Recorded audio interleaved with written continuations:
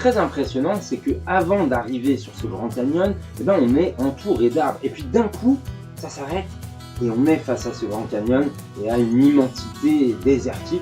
Hein, on voit jusqu'à perte de vue ce désert. Moi, je suis arrivé par le côté sud.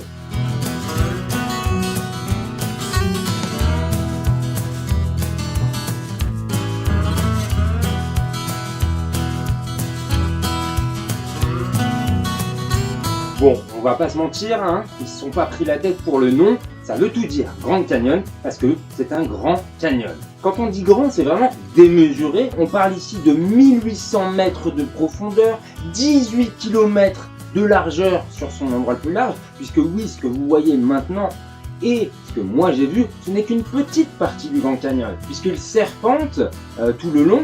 Tout au fond, c'est donc la fameuse rivière du Colorado hein, qui a creusé son lit au fur et à mesure du temps.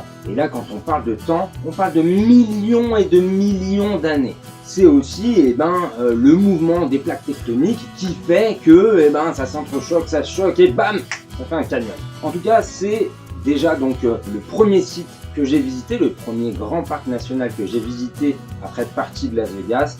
Et on peut le dire, c'est l'un de ces sites naturels qui nous permet de nous rendre compte combien on est petit. Hein, ça amène vraiment à être humble et à se dire qu'on n'est pas grand chose.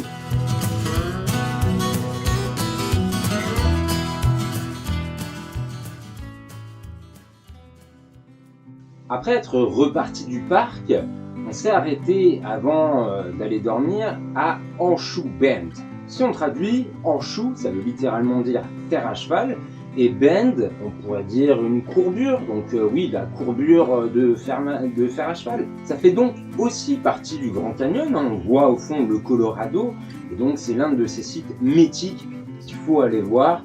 Alors on peut aussi le voir hein, au lever, au coucher du soleil. Moi j'avais un planning bien précis.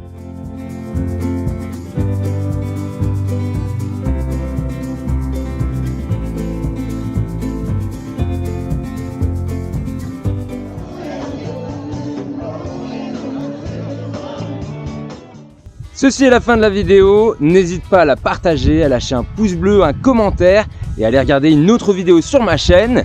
Et je t'invite à revenir pour voir la prochaine qui sortira bientôt.